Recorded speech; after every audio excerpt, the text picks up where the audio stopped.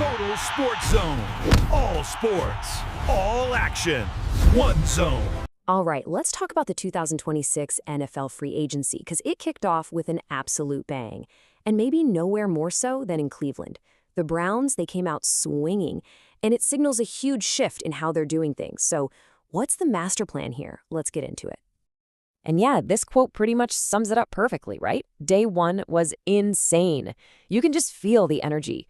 General Manager Andrew Berry, the whole Browns front office, they were not messing around.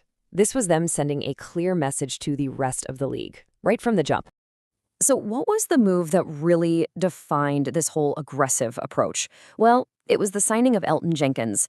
I mean, we're talking about a two-time Pro Bowler here, a guy who is so versatile he can basically anchor the whole line. This wasn't just about plugging a hole, this was a statement. Yeah, a statement. In fact, one analyst put it perfectly. He called it a definitive line in the sand. And that's really what it felt like.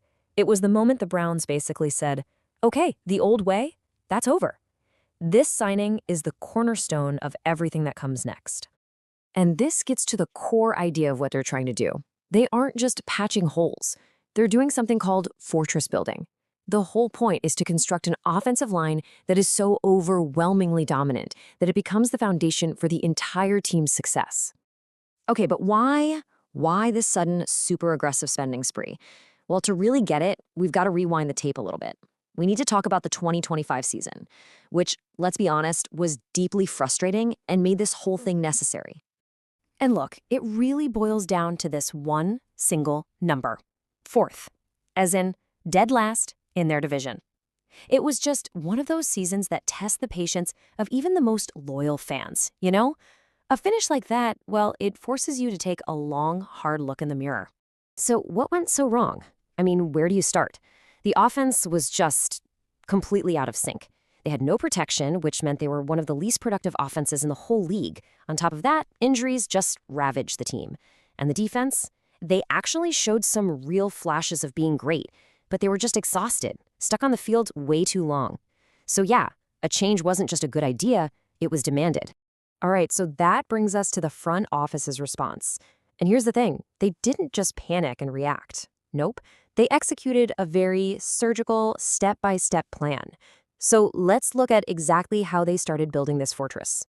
And this is where you can really see the strategy taking shape. See, before they even signed Elgton Jenkins, they made a trade for Titus Howard to lock down that right tackle spot. Then they went after Zion Johnson to get tougher at guard. And hey, they didn't forget about the defense either, bringing in a stud linebacker like Quincy Williams. So Jenkins wasn't move number one.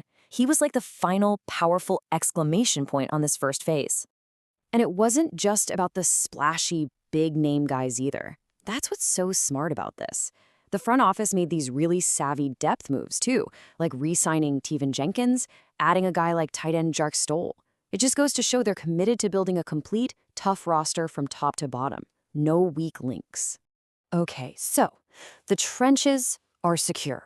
The walls of the fortress are built up high and strong. But, and this is a big but, after all that work, the job's not finished. There is still one absolutely critical missing piece. The one thing they need to make this whole thing pay off. And that really leads us to the biggest question, right? The whole point of this breakdown. After putting on a clinic on how to build an offensive line, what is the one move they have to make next? What's the no-brainer? And here it is. This is the answer. They have to go out and get a true blue-chip vertical threat at wide receiver. I'm talking about a guy who can really stretch the field, take the top off the defense, the kind of player that keeps defensive coordinators up at night. And this quote right here just says it all, doesn't it? Think about it. What is the point of spending all this money to buy your quarterback 5 seconds of clean pocket time if there's nobody who can actually get open deep down the field? Without that guy, your whole investment in the O-line kind of goes to waste. So let's really dig into this final piece of the puzzle. How exactly does adding just one game-changing receiver create the kind of offensive balance this team has been missing for years? How does it unlock everybody else? Okay, just picture two scenarios. Scenario one, no deep threat. What do defenses do? They just load up the box, crowd the line, and dare you to beat them over the top. Now, scenario two, you have that deep threat. Suddenly, those safeties have to respect it. They have to back up. And what does that do? It opens up these huge running lanes and makes everything in the short and middle passing games so much easier. And that, right there, is the ripple effect. See, adding one elite receiver doesn't just help the passing game. It makes the O-line's job easier, which makes your big investment in them even more valuable.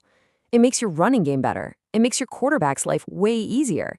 It's amazing how one player can lift up the entire offense. And that's the end game here. That's the whole point, to take an offense that was stuck at the bottom of the league and completely transform it, turn it into one of the most balanced and, frankly, one of the most feared offenses in the entire AFC. So, the foundation is set. The fortress is built. The final missing piece of the puzzle, it's been identified. Now there's only one question left. Are the Browns going to write that next big check? Are they going to make the final move that turns this incredible plan into a team that can actually contend